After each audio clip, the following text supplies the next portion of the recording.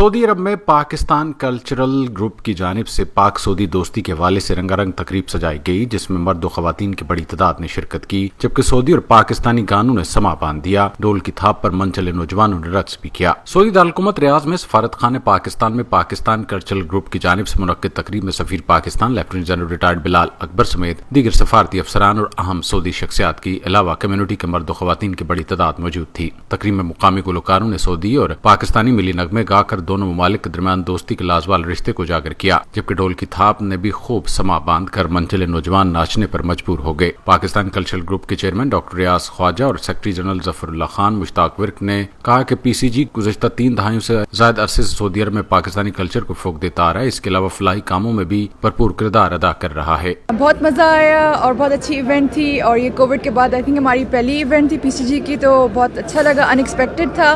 بہت مزہ آیا، اٹ واز امیزنگ، ناچے ہم، گائے بھی، اٹ واز گریٹ، آسم۔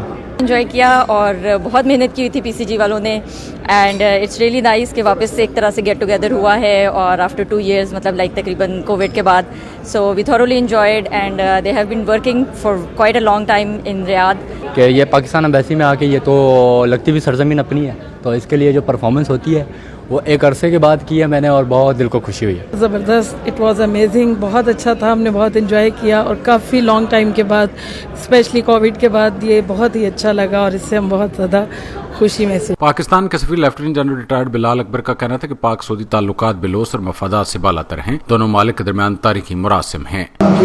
جس کا جو